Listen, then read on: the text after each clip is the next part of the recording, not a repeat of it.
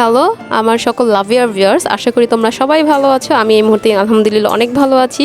আর যে যেখান থেকে এই মুহূর্তে আমার সাথে জয়েন হয়ে আছো আর আমার ভিডিও অলরেডি দেখা শুরু করে দিয়েছো, আর যারা যারা এখনও দেখা শুরু করে নাই, প্লিজ আমার চ্যানেলটাকে দেখে, আর যারা নতুন বন্ধুরা আছে তাদেরকে জানাচ্ছি অসংখ্য অসংখ্য স্বাগত এবং ধন্যবাদ। প্লিজ আমার চ্যানেলে অবশ্যই একটা লাইক আর কমেন্টস বা শেয়ার সাবস্ক্রাইব করে আমার পাশেই থেকো। আর এই তো আমি চলে আসলাম আমি আমার দৈনন্দিন জীবনের যেই সব কাজগুলি করি তা তোমাদের সাথে শেয়ার করার জন্য। আর ছোট্ট মিনি ব্লগ জার্নি তো তোমাদের সাথে শেয়ার না করলেই নয়। আর এই তো দেখতেই পাচ্ছ আমি কিন্তু মাংসটাকে ফার্স্ট লোকে কষিয়ে টষিয়ে বসিয়ে দিয়েছিলাম। তারপর মাঝামাঝি আঁচ হওয়ার পরে আমি এখানে পেঁয়াজটা দিয়ে দিয়েছি, আর পাশ দিয়ে দিব আমি আলু। আর কষানোর মাঝামাঝি তো হলে আমি পেঁয়াজটা দিলে দেখা যাচ্ছে এই ট্রিক্সটা কিন্তু মাংস যখন ঝোলটা কষিয়ে আসবে তখন কিন্তু নিচে লেগে যায় না। আবার মাঝে মাঝে আমি একসাথে সব মেখে চেখে বসিয়ে দিই। গরুর মাংসটা এক এক প্রসেস এক একজন রান্না করে, তো আমি এভাবে যখন যেরকম ইচ্ছে তখন সেরকম করেই রান্না করে নেই। আর পাশাপাশি আমি এখানে দেখো পরোটা ভাজতেছি, আর হচ্ছে তোমার গরুর মাংসটা রান্না করা প্রায় দেখো হয়ে গিয়েছে। আর আমি এটা রসুন দিয়ে রান্না করেছি, বড় বড় রসুন দিয়ে দিচ্ছি আস্ত।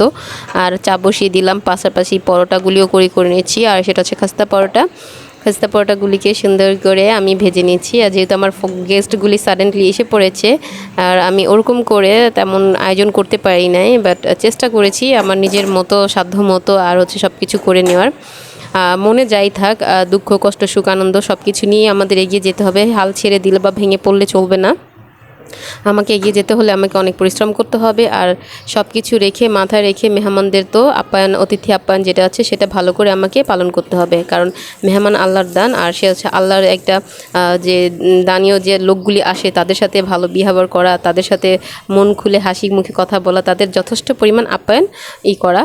কারণ মেহমান কিন্তু 40 দিন আগ পর্যন্তই আল্লাহ তাদের রিজিকটা আগে পাঠিয়ে দেয়। তারা কিন্তু তাদের রিজিক নিয়ে আসে, আমাদের থেকে খায় না, বরং তাদের উসিলায় আমরা খেই বা খেতে পারি। এটা যারা জানে তো জানলই, আর যারা না জানে তারা অবশ্যই জেনে নাও।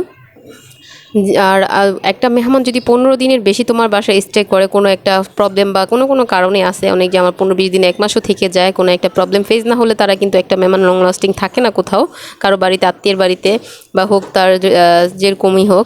কিন্তু সেটাও মাথায় রাখতে হবে, সদকা জারিয়াত হয়ে যায় 15 দিন পর্যন্ত, তার সময়সীমা বেঁধে দেয়। তারপর থেকে তুমি যা করবে তাই তার জন্য সদকা জারিয়াত আল্লাহ এটা দিয়ে দিয়েছে। আর দেখো প্রত্যেকটা জিনিস, আর আমার হাজব্যান্ড সবসময় বলে অতিথি আপ্যায়ন ভালো করে করবে, মন খুলে করবে, তারা যেন কোনো কষ্ট না পায়। তাদের যতটুকু পারো নিজ চেষ্টা করবে, কখনো মন খারাপ করবে না।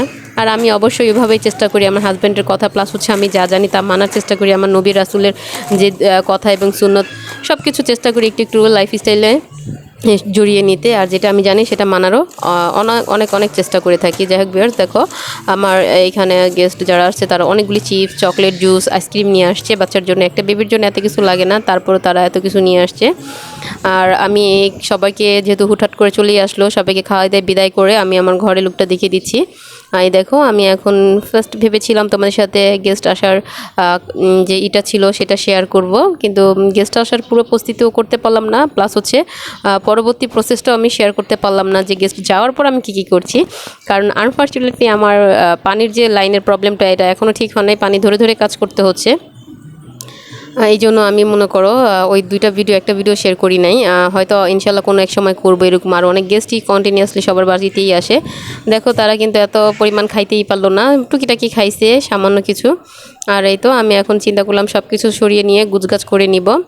আলহামদুলিল্লাহ তারা সুস্থভাবে তাদের গন্তব্যস্থলে পৌঁছে যাক, আর সবার মা, সন্তান, ছেলে, বাবু সবার বুকেই চলে আসুক। আর এখানে আমি কিছু টাকা দেখাচ্ছি, দেখো ভিউয়ার্স, আমি হচ্ছে আমার একটা স্বপ্নের বা অনেক দিনে একটা শখ পূরণ করলাম কিছু টাকা দিয়ে, সামান্য কিছু টাকা ইনকামের। তো এই ইনকামের সামান্য কিছু টাকা দিয়ে আমি বইশপ.com থেকে একটা বইয়ের অর্ডার দিয়েছিলাম, একটা না 6টা বইয়ের। দেখো মহিষী 6 নারীর যে বইটা ছিল মিজানুর রহমান আজহারির, যে 6টা বইয়ের কথা, এই বইগুলি আমি পার্সেল অর্ডার নিয়েছি। আর এটা হচ্ছে কয়েকদিন আগেই করা ছিল, তো ভাবছি তোমাদের সাথে শেয়ার করব, করাই হয় না, তো আজকে শেয়ার করেই নিলাম। আর এই দেখো বইগুলি নিয়েছি, আমি খুব খুশি হয়েছি, কারণ তাদের মতো হতে পারবো না, কিন্তু তাদের কাজ, তাদের কি সব কিছু জানা থাকলে আমি কিন্তু ওইভাবে হওয়ার চেষ্টা করতে পারবো। তাই আর এখন তো বই পড়ার অভ্যাসটা হয়তো মনে হয় কারোর মধ্যেই নাই, মোবাইল আর অত্যাধুনিক অনেক জিনিস নিয়ে আমরা সবাই ব্যস্ত থাকি, কিন্তু চেষ্টা করতে হবে সব কিছুর মাঝেও বই পড়ার অভ্যাসটা করতে। আর তা হচ্ছে আমাদের অনেকের জীবন কাহিনী যেটা আছে, বিশেষ করে এই 6জন নারীর, মহিষী নারীর জীবন কাহিনী। ইনশাল্লাহ আমি চেষ্টা করব সব কিছু নিজের ওদের মতো করে গড়ে আর নিজেকে এরকম করে চেঞ্জ করা। জানি না কতটুকু পারবো, আল্লাহ মালিক। সে চেষ্টা করলে আর সে যদি আমার পাশে থাকে ইনশাল্লাহ আমি পারবো। আর এই দেখো আমি এটা এখানে আমার একটা সেলফ ক্যাবিনেট আছে, এখানে আমি সুন্দরভাবে এটাকে উপরে রেখে দিলাম। আমার বই কিনতে আর দেখতে ভালো লাগে, যেহেতু আমার কাছে এত টাকা নেই, তাই যখন যা পারি তখন টুকিটাকি কিনি। তোমরা অনেক আপুরা, অনেক ব্লগার দেখেছি তারা কত কিছু নিত্যদিন কিনছে। আর কেনার কোনো শেষ নেই, চাহিদারও শেষ নাই। আর হচ্ছে তারপরে সব কিছুর পিছনে কিন্তু টাকাই কিন্তু সব কিছু। আর যাই হোক, আমি এত কিছুর পরেও অল্পতে সন্তুষ্ট থাকার চেষ্টা করি। আর বেশি আমার চাহিদার দরকার নেই, আল্লাহ আমাকে যা দিয়েছেন তাতেই আর আমি অনেক খুশি বা আলহামদুলিল্লাহ। আর সবাইকে যার যার যেরকম অ্যাবিলিটি আছে সে তার মতোই কিনতেছে, কারোটা দেখে কখনো মন খারাপ আমি করি না। কারণ আমার দেখতে ভালো লাগে তাই দেখি, আর তাদের প্রত্যেকটা কাজকর্ম ঘর গোছাতে কান্না ভালো লাগে। যাই হোক, আমার জন্য অবশ্যই সবাই দোয়া করবে। আর এই মুহূর্তে যারা যারা আমার এই ব্লগ ভিডিওটা দেখছো প্লাস জয়েন হয়ে আছো, তোমাদের কাছে একটাই রিকোয়েস্ট, প্লিজ একটা লাইক দিয়ে আর একটা কমেন্টস দিও। তোমাদের একটু একটা কমেন্টস আমার পড়তে ভালোই লাগে। অনেক আপু আছে, গত ভিডিওতে একটা আপু বলেছিল যে আমার কমেন্টসের ভিডিওর ইয়াটা ছিল অফ হয়ে আসছিল, তো তাকে অনেক ধন্যবাদ আপু। তুমি আমাকে একটা গুরুত্বপূর্ণ ইনফরমেশন দিয়েছো, হয়তো এডিট করার সময় হাতে চাপ লেগে আমার ভিডিওর ইয়াটা কমেন্টসের এটা অফ ছিল। যাই হোক, এরকম অনেক আপুরাই আছে যারা কমেন্টস করে, খুব ভালো লাগে। কয়েকটা আপু বলে খুব সুন্দর হয়েছে, মাশাল্লাহ, আলহামদুলিল্লাহ আপু, তোমাদের কাজগুলো অনেক সুন্দর হয়, অনেক আরও ভালো হয়। আর আমি নতুন একজন ইউটিউবার, আর নতুন করে হয়তো জার্নিটা শুরু করেছি, একটু একটু করে হয়তো সব সুন্দর হবে, গুছিয়ে হবে। আর আমার কাজগুলো হয়তো তোমাদের কাছে মোটামুটি হয়তো একটু একটু ভালো লাগে বা পুরোপুরি ভালো, আসলে কারো কাছে ভালো লাগে না। কিন্তু সেই পর্যন্ত তোমরা দেখতে থাকো, ইনশাল্লাহ একদিন দেখতে দেখতে ভালো লেগেই যাবে। আর আমার এই গল্পটা তো বলেই দিলাম, দেখো আমি এই বইগুলি কিনেছি। আর নেক্সট টাইমে হয়তো আমি আরও কিছু বই কিনবো, সেটা হচ্ছে তোমার আদনান যে ভাইয়া আছে, আদনান ভাইয়ার কিছু বই সাজেস্ট আছে, 2-3টা বই, তো ওইটা আমি কিনতে চাইছিলাম, আবু তোহা আদনানের। কিন্তু আমি চেষ্টা করব হয়তো কোনো এক সময় যখন আমি আবার টাকা কিছুই করতে পারবো, তখন হয়তো আর্ন করার পর এটা আমি আবার তোমাদের সাথে দেখাবো। আমার এই সব ধরনের বই ভালো লাগে। আমার অনেক ইচ্ছা আমার একটা সুকেস থাকবে, ছোট্ট মিনি সুকেস, বাট ওইটার মধ্যে অনেক ধরনের ইসলামিক বই থাকবে, আমি পড়বো, প্লাস হচ্ছে অন্যরাও যদি চায় তারাও নিয়ে পড়তে পারবে ইনশাল্লাহ, আল্লাহ যদি চায় আমি পারবো। আর এই তো বন্ধুরা দেখো, এখানে আইসক্রিম, অনেক প্রচণ্ড গরম ছিল, আর আজকে কয়েকদিন যাবত এত গরম, তাই ভাবলাম একটু আইসক্রিম খেয়ে নেই, ঠান্ডা একটু একটু ভালো লাগবে। আর আইসক্রিমটা দেখতেও কিন্তু খুব ডিলিশিয়াস, দেখো খুব কালারফুল, পিঙ্কিশ একটা কালার তো আছে, প্লাস হচ্ছে রেড হোয়াইট কম্বিনেশনে, আসলেই খুব ভালো লাগতেছে দেখতে। আর প্রত্যেকটা জিনিস আসলে দেখতে ভালো লাগলে খাইতেও ভালো লাগে, কিন্তু মাঝে মাঝে না এই জিনিসটা কেমন যেন উল্টাপাল্টা হয়ে যায়।